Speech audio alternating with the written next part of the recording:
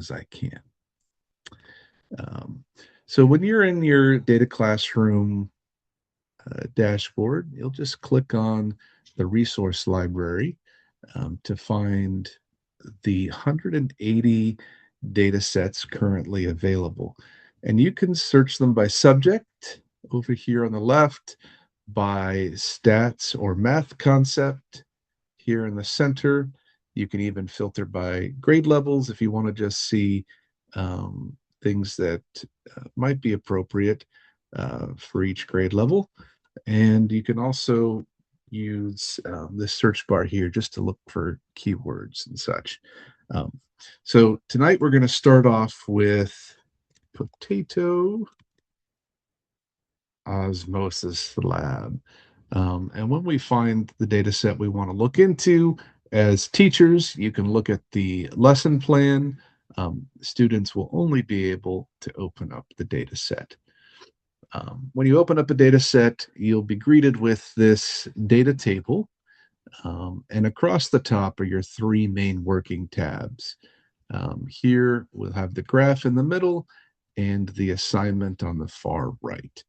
And all the assignments follow the same basic structure. They have background, about like who, what, where, and why. They have kind of main questions that are being asked.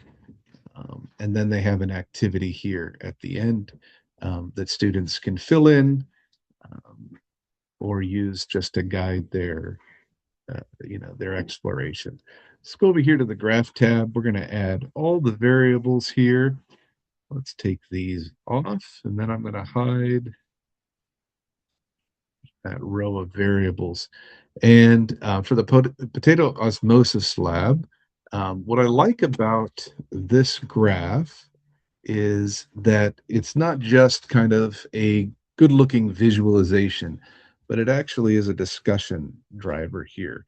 So students are able to look at this graph and then have discussions about,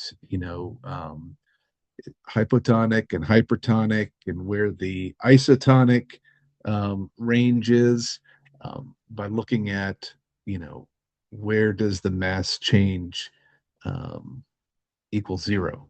Which ones get less mass? Which ones get more mass?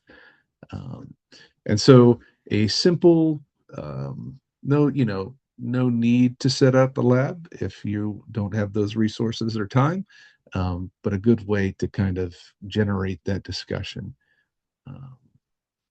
with your students. Get out of here, and we are going to go back to our resource library, clear our filters, and our next one here, this early spring in Kyoto, is one of our more popular ones, so it's sitting up here on the top left.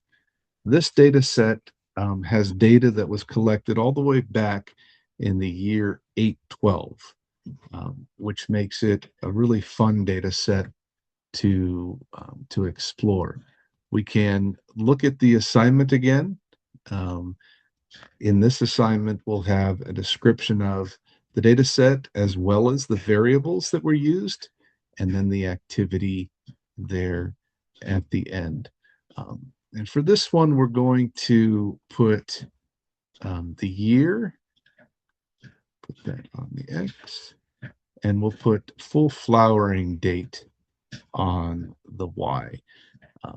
And so students get this raw data set look of all of the days of flowering for the cherry blossoms from the year 812 all the way up through, I believe it's 2020.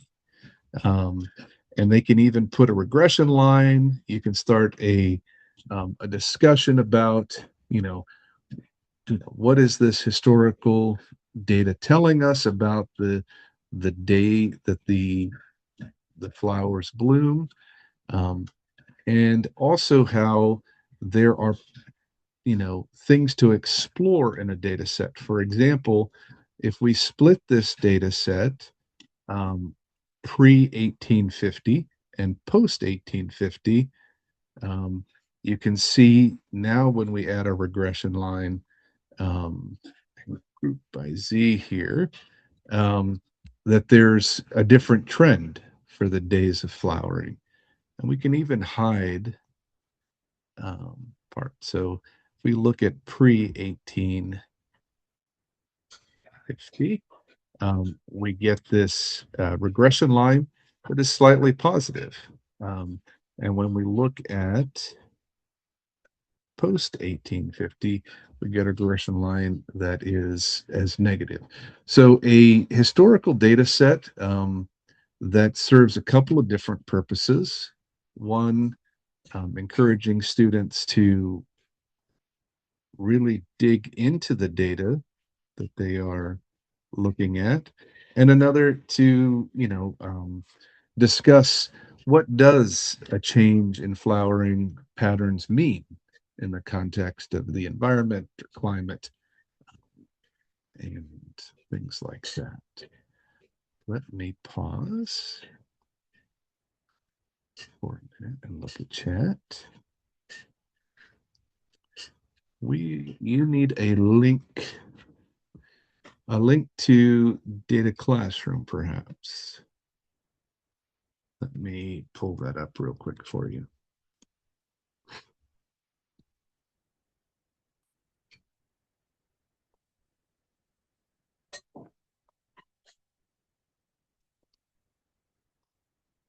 There we go.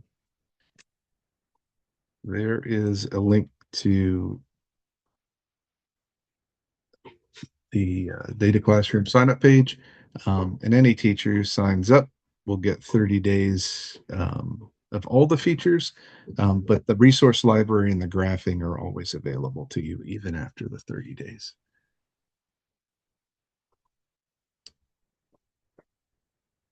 No worries. All right. So, it's early spring in Kyoto, a data set that gives you the opportunity to kind of point out how sometimes historical data, especially one as rich as this one, can have different gems in it when explored in the context of in this case industrialization.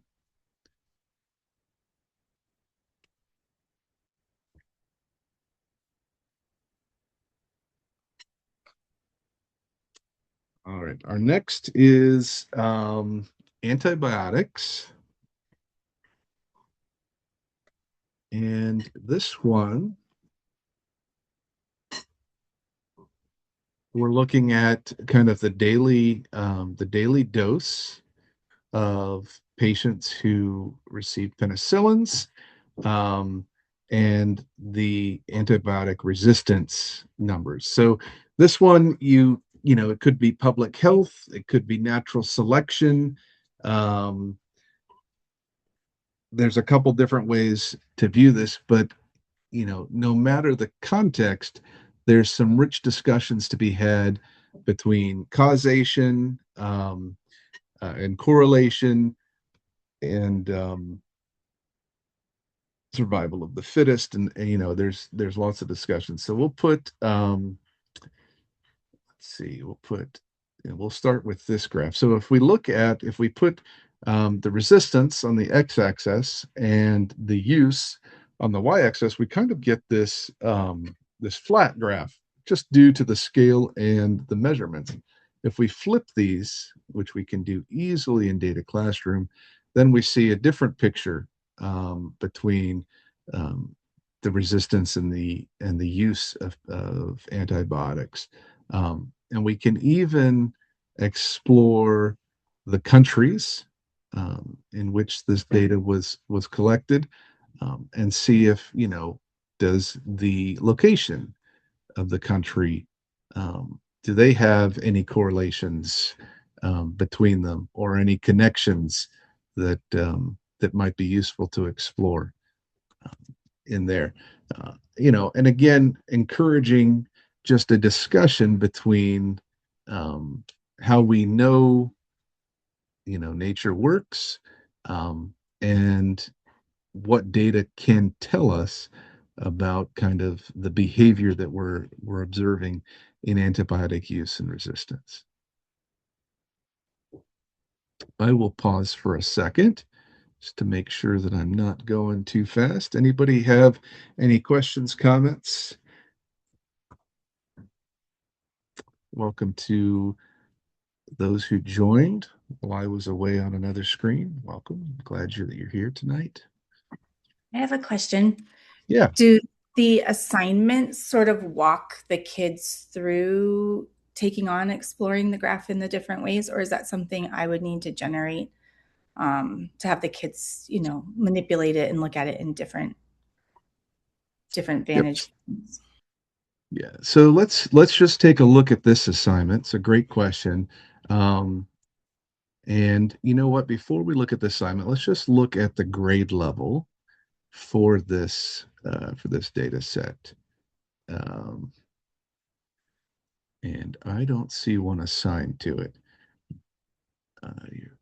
7th to 12th grade. So we can expect a little bit of hand holding, I think, in this one. So let's open it up since it goes back to 7th grade. And let's take a look at the assignment. And so we've got watch a video, we've got background, we've got where the data comes from and a description of the variables. And then we have some tutorial links if you're not used to graphing in Data Classroom and how to do that. Some links to follow these directions. So we've got a prompt to create a graph with outpatient on X and resistance on Y, create a regression line, and so then we want to paste that graph right in here when we create it, and then some questions about that graph. So a little stop and think of what the graph is telling you, and a question about, is this evidence? And finally, a question about the countries on the graph. And that, I think, is a pretty fairly standard questions for this grade level of activity. And of course, Sadie, you can always edit these before you share with your students. So if you don't like our questions, you can change them, remove them, or add to them as you want. Thank you. Yeah, no worries. Great question. Any others before we go to Datasaurus Dozen? All right, Datasaurus Dozen. So this one is a deviation from content, science content, and this is more a look at some of the pitfalls and some of the caution that needs to be exercised when looking at data and statistics. So let's clear our filters here, and we've got Datasaurus Dozen right here. It's a popular one. And let's go over to the graph here. And so let's look at some descriptive stats for this. So you can see we have a nice graph with some descriptive stats. We have a mean and a standard div. The same for this y variable. These aren't the reason these are named x variable and y variable is because they're made up. But you can insert any story about any descriptive stats or regression outputs that you want here. The key is that when we look at one variable and the descriptive stats for that variable, we don't necessarily get the whole picture. And when we put them together, we can see that even though we have nice descriptive stats with means and standard divs, and even if we just reported on the R² value of our regression line, the people that we're talking to wouldn't realize that actually our data is just made up of the shape of a Tyrannosaurus Rex. And so this data set's kind of a an opportunity to think about data um, from a wider lens outside of content, and talk about ethics in data stories that we tell and report, and also a cautionary tale when we are consuming data stories and data reports.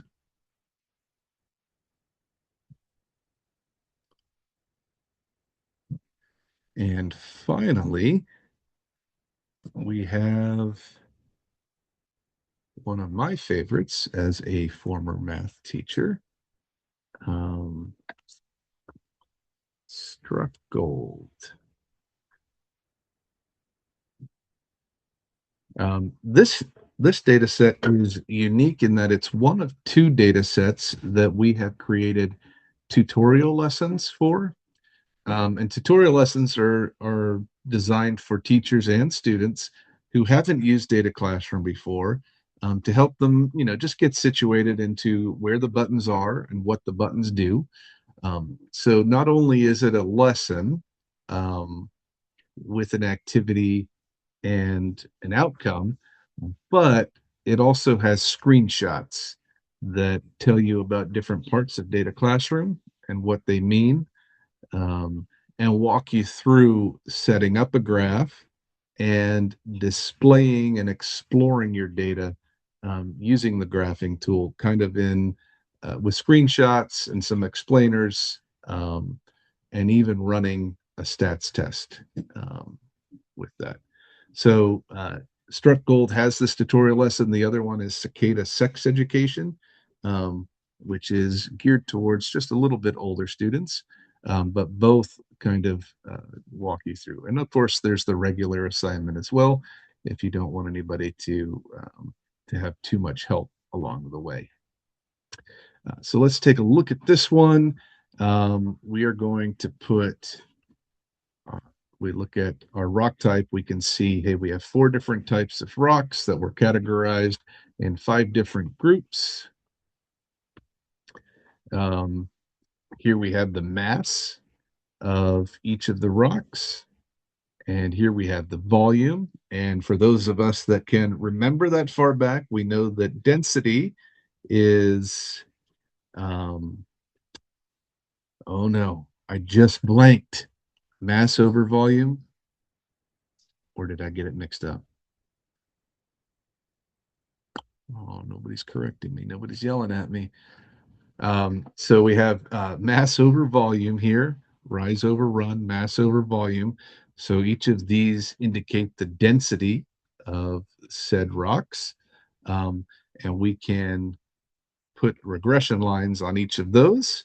And the slope of each of these lines is going to be the approximate density of that group of rocks. And with just a little bit of foreshadowing, the gold colored data points present the density of gold there. Um, so kind of a few different layers um, in this graph type that students can to look at as they're trying to find out which group of rocks, even though they all look like gold, is the real gold.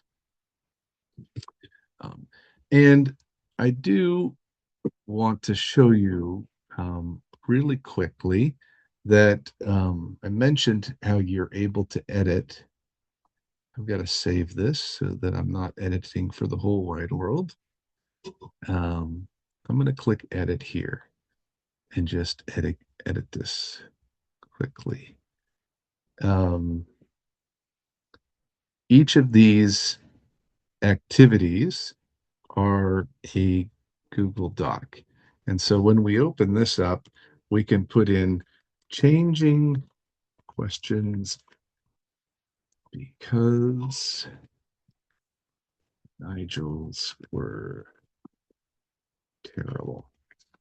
So when I change it here, I can go back to my app now, Data Classroom, and I can click on reload, and we can see that now in the app that activity has been changed, and I can do that by, adding videos to the Google Doc. I can change the questions. Um, uh, I can do anything I like, and it will be changed here.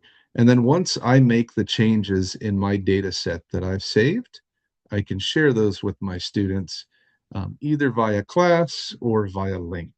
And they will only see the data set when they click on that link that you have changed and customized for them.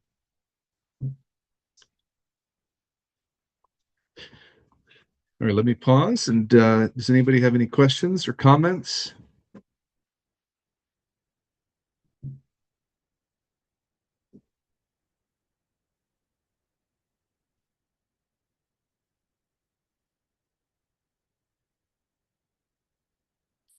Was there anything that I moved too quickly on, or anything you'd like to go back and take a closer look at in any of those data sets?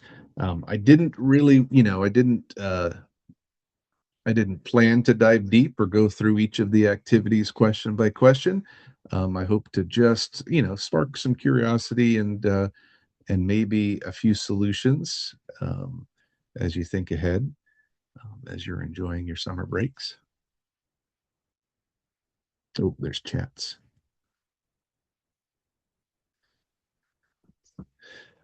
Kathy, you asked what data sets include claim evidence reasoning writing activities.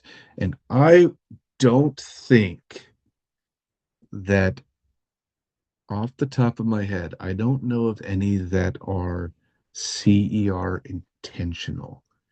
Um, that is a really good question that I'll ask our content team because I could be wrong. Um, but I don't think any were written in CER format intentionally. I could be totally wrong, Kathy, and I'm going to just take a quick note um, and make sure I get back to you on that. I have a question. Sure. I have not, I've explored Data Classroom. I haven't personally been able to use it with students or anything like that. I convinced my school to purchase some teacher license for our grade level because we're trying to help our students get better at interpreting data for our end of course exams. So I think our hopefully everything will go through with purchase orders and our trial will start in August. But as I have time this summer, are there any suggestions of things that I should be doing or could be doing to wrap my head around how to make this an integrated part of my teaching and curriculum? Yeah. So two things, Sadie. I think that I would suggest. I would do the two tutorial lessons just so that you're kind of clicking through and seeing, getting comfortable with the tool itself. And then uh, something that we love to do is I would just send us an email and maybe we could brainstorm together on um, on some activities to really reinforce the learning outcomes you're looking for. It's something that we enjoy doing. All of us were in the classroom at one point, and for various whys in the road that we took, we're now at Data Classroom. But we love talking, teaching, and learning, and helping students succeed. So that's kind of where I'd start. Okay, perfect. And the two tutorial ones are the Struck Gold and the Cicada sex education Yep, modules. yep, Okay, perfect. Thank you. yeah, no worries. Um,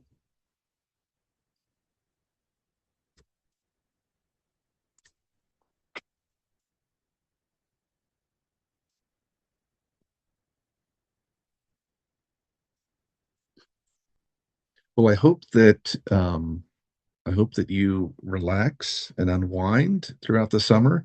Um, and I hope that, as occasionally you think about next year, there are some sparks of creativity and imagination and ways that data sets could um, enhance the units and lessons that you teach. And maybe there's a data set that is worthy of being the anchor point for a lesson or a small unit. Um, I'd like you to know that we are always happy to brainstorm with you and to help in any way we can, either with the data sets that are curated um, in our app or as with actually probably the majority of schools bring in their own data sets. So we're happy to help either way. I'm going to stay on for a little while longer just to answer any questions that you have. But thanks so much for being a part of this short webinar on maybe 5 data sets that will spark an interest in using a data set for next year.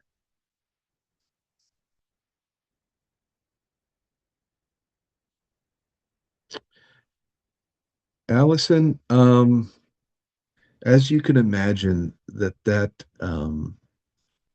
it varies pretty widely, but not a lot. So, particularly, using that filter to bring it down to ninth grade. Um, but what we found, and I'm just going to show you really quickly, is like if we take a data set that's made for college, let's see here. Let's break this up to college here. And let's take a look at um, let's just take a look at cicada. Um, that the teachers find it really easy to take a data set that here has 6 variables, and what they'll do is say that's too much for my students.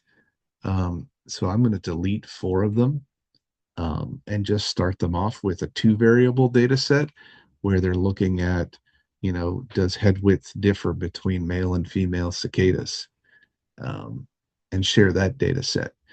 Um, and so if there are students that are really struggling, it's it's not nothing, but it's quite a simple process to just reduce the number of variables um, and help them out in that way.